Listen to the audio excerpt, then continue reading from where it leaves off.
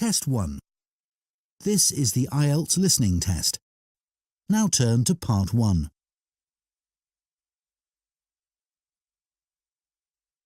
Part 1. You will hear an interview with a woman who is doing a survey on transport. First, you have some time to look at questions 1 to 5.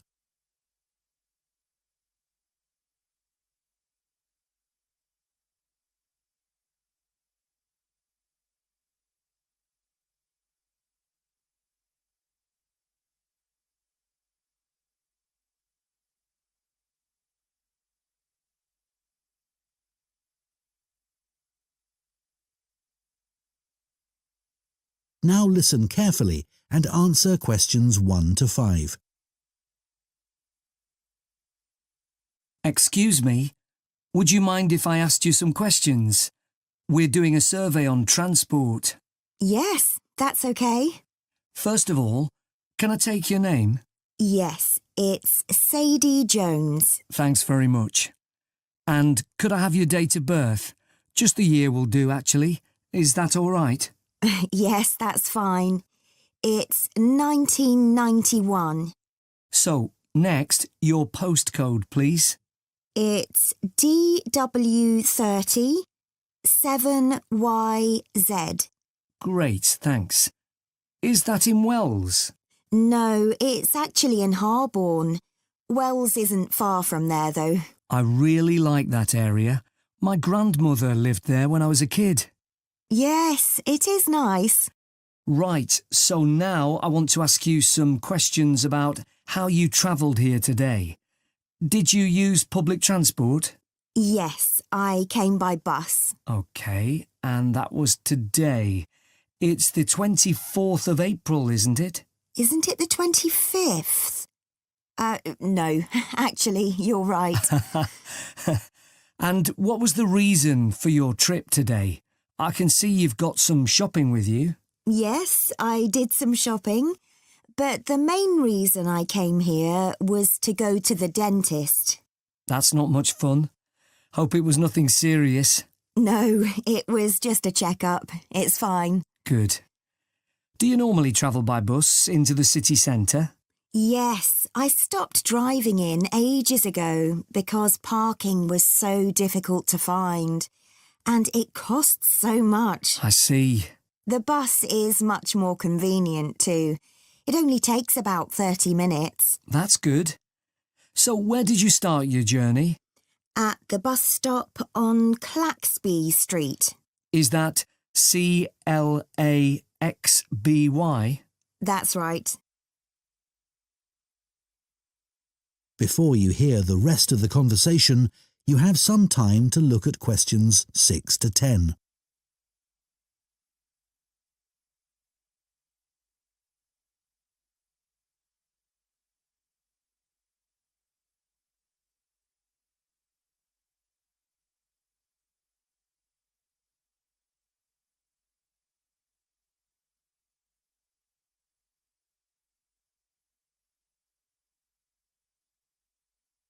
Now listen and answer questions 6 to 10. And how satisfied with the service are you? Do you have any complaints? Well, as I said, it's very convenient and quick when it's on time. But this morning it was late. Only about 10 minutes, but still. Yes, I understand that's annoying. And what about the timetable? Do you have any comments about that? I suppose I mainly use the bus during the day, but any time I've been in town in the evening, for dinner or at the cinema, I've noticed you have to wait a long time for a bus. There aren't that many. OK, thanks.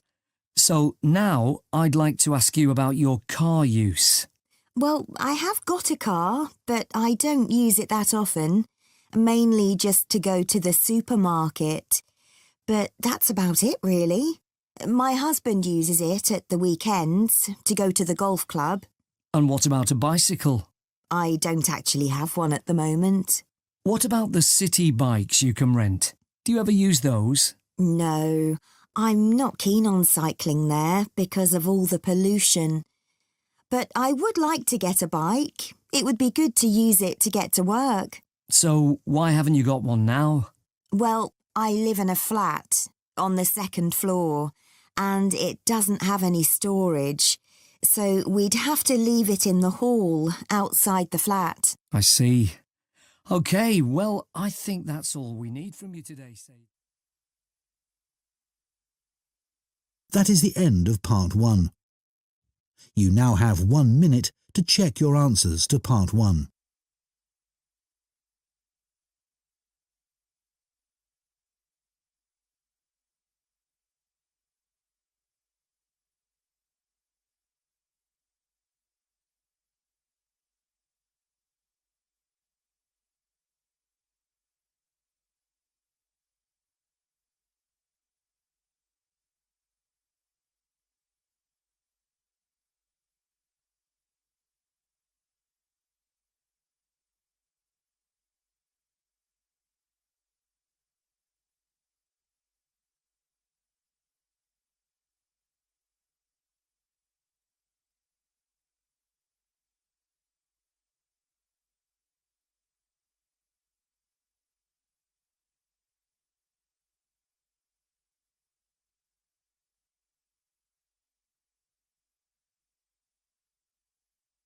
Part 2.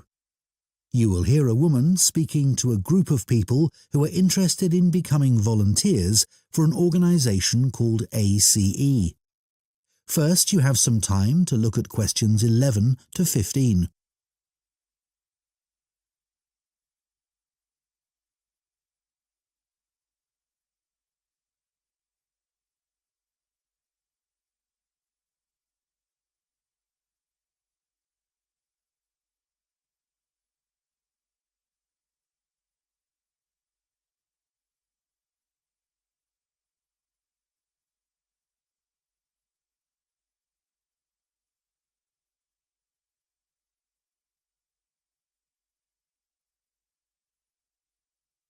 Now listen carefully and answer questions 11 to 15.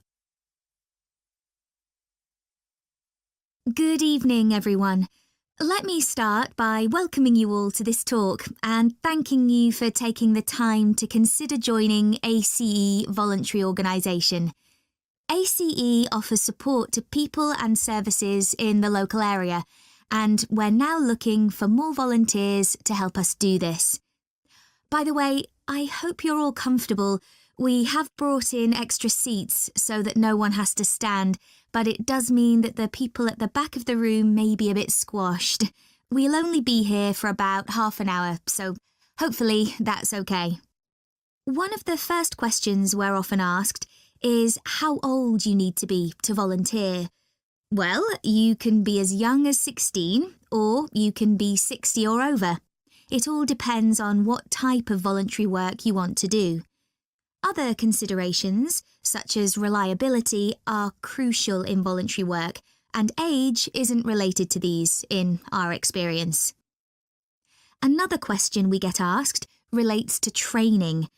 Well, there's plenty of that, and it's all face-to-face. What's more, training doesn't end when you start working for us. It takes place before, during and after periods of work.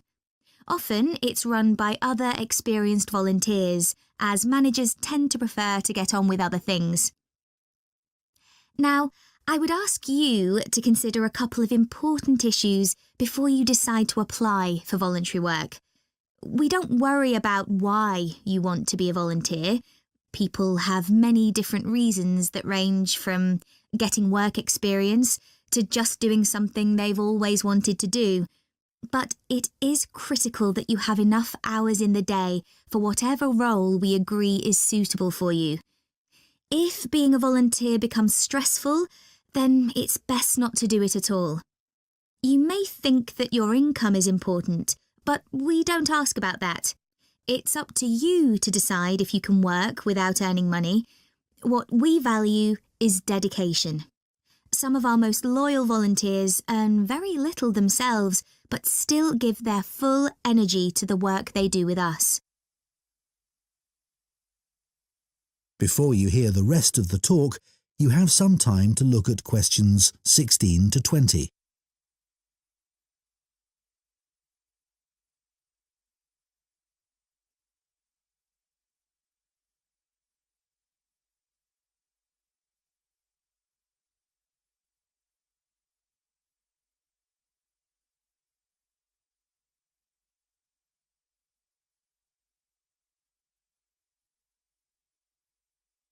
Now listen and answer questions 16 to 20. OK, so let's take a look at some of the work areas that we need volunteers for and the sort of things that would help you in those. You may wish simply to help us raise money. If you have the creativity to come up with an imaginative or novel way of fundraising, we'd be delighted, as standing in the local streets or shops with a collection box can be rather boring. One outdoor activity that we need volunteers for is litter collection, and for this it's useful if you can walk for long periods, sometimes uphill. Some of our regular collectors are quite elderly, but very active and keen to protect the environment. If you enjoy working with children, we have 3 vacancies for what are called playmates. These volunteers help children learn about staying healthy through a range of out-of-school activities. You don't need to have children yourself, but it's good if you know something about nutrition and can give clear instructions. If that doesn't appeal to you, maybe you would be interested in helping out at our story club for disabled children, especially if you have done some acting. We put on 3 performances a year based on books they have read, and we're always looking for support with the theatrical side of this. The last area I'll mention today is first aid. Volunteers who join this group can end up teaching others in vulnerable groups who may be at risk of injury. Initially, though, your priority will be to take in a lot of information and not forget any important steps or details. Right, so does anyone have any questions for me about it? That is the end of Part 2. You now have 30 seconds to check your answers to Part 2.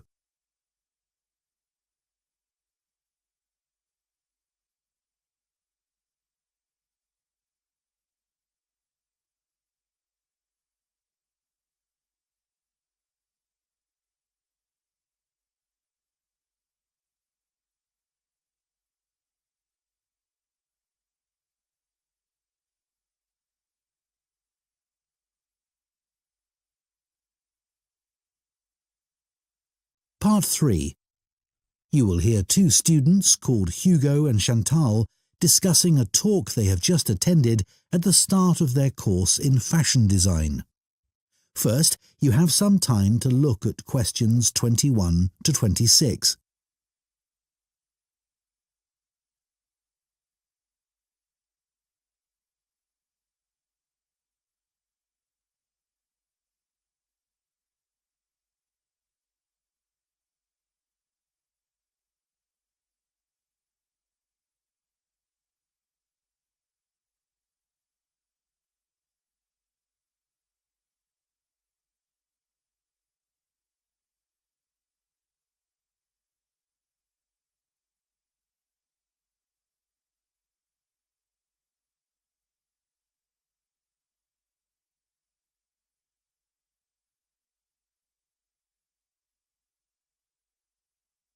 Now listen carefully and answer questions 21 to 26. Hi, Chantal. What did you think of the talk then? Hi, Hugo.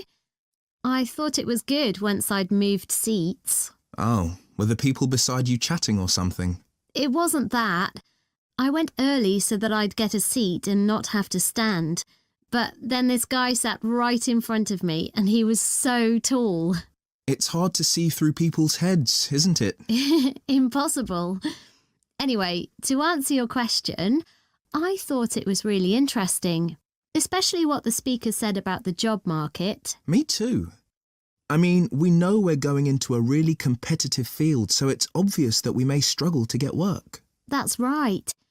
And we know we can't all have that dream job. Yeah, but it looks like there's a whole range of areas of work that we hadn't even thought of, like fashion journalism, for instance. Yeah, I wasn't expecting so many career options. Overall, she had quite a strong message, didn't she? She did. She kept saying things like, I know you all think this, but... And then she'd tell us how it really is. Perhaps she thinks students are a bit narrow-minded about the industry. It was a bit harsh, though. We know it's a tough industry. Yeah, and we're only first years after all. We've got a lot to learn. Exactly. Do you think our secondary school education should have been more career-focused?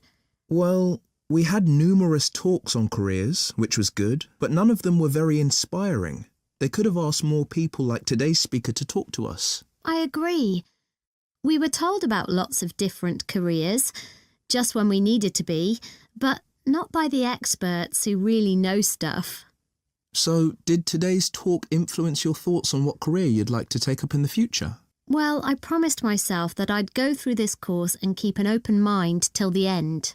But I think it's better to pick an area of the industry now and then aim to get better and better at it. Well, I think we'll just have to differ on that issue. One thing's for certain, though. From what she said, we'll be unpaid assistants in the industry for quite a long time. I'm prepared for that. Aren't you? Actually, I'm not going to accept that view. Really? But she knows it's the case, and everyone else says the same. That doesn't mean it has to be true for me. Okay. Well, I hope you're right. Before you hear the rest of the discussion, you have some time to look at questions 27 to 30.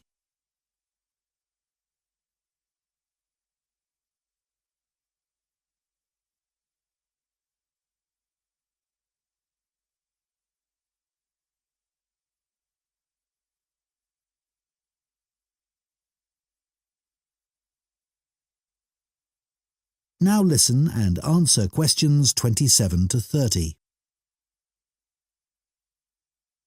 I thought the speaker's account of her first job was fascinating.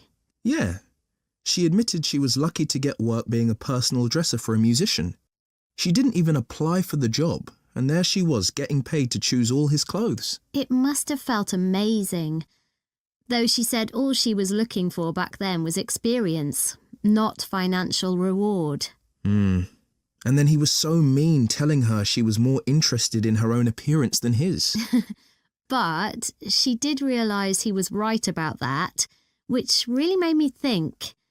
I'm always considering my own clothes, but now I can see you should be focusing on your client. She obviously regretted losing the job. Well, as she said, she should have hidden her negative feelings about him, but she didn't. It was really brave the way she picked herself up and took that job in retail. Fancy working in a shop after that? Yeah, well, she recommended we all do it at some point. I guess, as a designer, you'd get to find out some useful information, like how big or small the average shopper is. I think that's an issue for manufacturers, not designers. However, it would be useful to know if there's a gap in the market, you know? An item that no one's stocking, but that consumers are looking for. Yeah, people don't give up searching. They also take things back to the store if they aren't right. Yeah. Imagine you worked in an expensive shop and you found out the garments sold there were being returned because they fell apart in the wash. Yeah, it would be good to know that kind of thing. Yeah. That is the end of part 3. You now have 30 seconds to check your answers to part 3.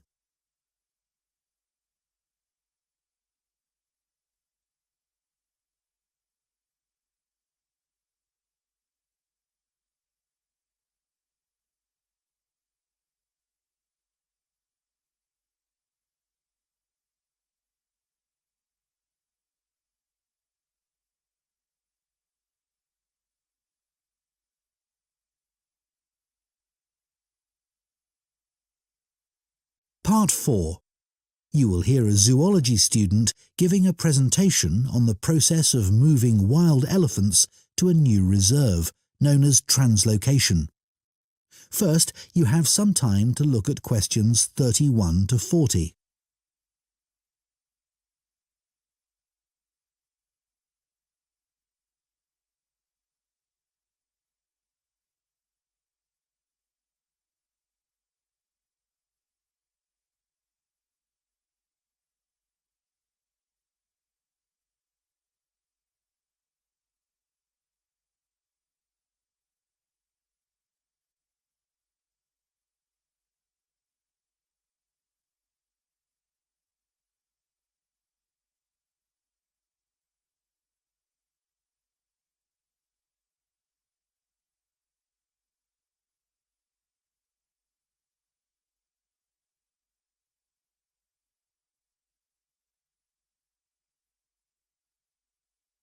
Now listen carefully and answer questions 31 to 40. For my presentation today, I want to tell you about how groups of elephants have been moved and settled in new reserves. This is known as translocation and has been carried out in Malawi in Africa in recent years. The reason this is being done is because of overpopulation of elephants in some areas. Overpopulation is a good problem to have, and not one we tend to hear about very often. In Malawi's Majeti National Park, the elephant population had been wiped out by poachers, who killed the elephants for their ivory. But in 2003, the park was restocked, and effective law enforcement was introduced. Since then, not a single elephant has been poached. In this safe environment, the elephant population boomed. Breeding went so well that there were more elephants than the park could support. This led to a number of problems.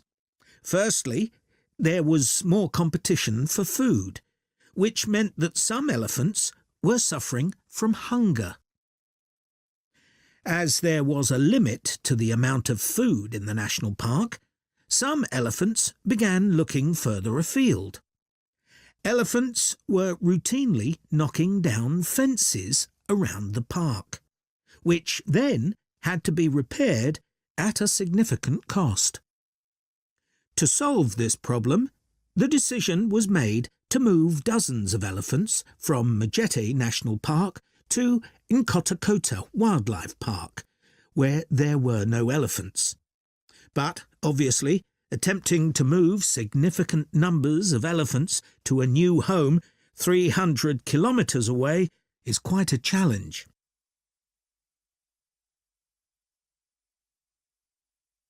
So, how did this translocation process work in practice? Elephants were moved in groups of between 8 and 20, all belonging to one family. Because relationships are very important to elephants, they all had to be moved at the same time.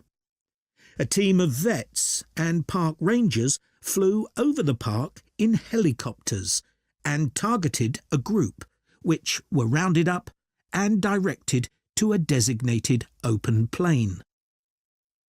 The vets then used darts to immobilise the elephants. This was a tricky manoeuvre, as they not only had to select the right dose of tranquilizer for different-sized elephants, but they had to dart the elephants as they were running around. This also had to be done as quickly as possible, so as to minimise the stress caused. As soon as the elephants began to flop onto the ground, the team moved in to take care of them. To avoid the risk of suffocation, the team had to make sure none of the elephants were lying on their chests, because their lungs could be crushed in this position. So, all the elephants had to be placed on their sides. One person stayed with each elephant while they waited for the vets to do checks. It was very important to keep an eye on their breathing. If there were fewer than 6 breaths per minute, the elephant would need urgent medical attention. Collars were fitted to the matriarch in each group so their movements could be tracked in their new home. Measurements were taken of each elephant's tusks. Elephants with large tusks would be at greater risk from poachers, and also of their feet. The elephants were then taken to a recovery area before being loaded onto trucks and transported to their new home. The elephants translocated to Nkota settled in very well, and the project has generally been accepted to have been a huge success, and not just for the elephants. Employment prospects have improved enormously, contributing to rising living standards for the whole community. Poaching is no longer an issue, as former poachers are able to find more reliable sources of income. In fact, many of them volunteered to give up their weapons, as they were no longer of any use to them. More than 24 elephants have been born at Nkota since relocation. With an area of more than 1,800 square kilometres, there's plenty of space for the elephant population to continue to grow. Their presence is also helping to rebalance Nkota's damaged ecosystem and providing a sustainable conservation model which could be replicated in other parks. All this has been a big draw for tourism, which contributes 5 times more than the illegal wildlife trade to GDP, and this is mainly because of the elephants. There's also been a dramatic rise in interest from... That is the end of Part 4. You now have 1 minute to check your answers to Part 4.